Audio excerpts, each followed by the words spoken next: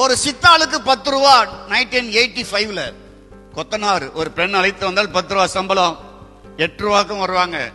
ஆண்களுக்கு 13 ரூபா 15 ரூபா, மேஸ்திரிக்கு 25 ரூபா சம்பளம்.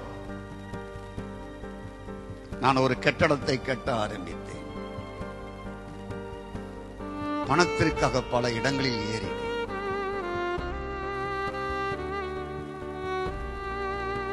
நான் நல்லா இருந்த நான் ஏறணும்.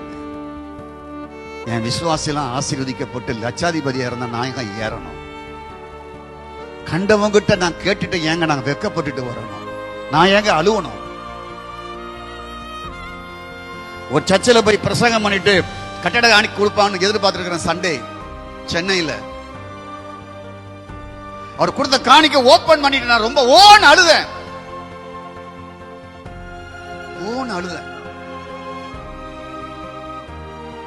எனக்கு இல்ல, எங்க பிள்ளைகளை படிக்க வைக்க இல்ல, என் மனைவி வியாதியாய் படுத்திருக்கிறாங்க, அதுக்கு செலவழிக்க இல்ல, நான் வியாதியா படுத்திருக்கிறேன், அதுக்காக நான் போய் கேட்கல.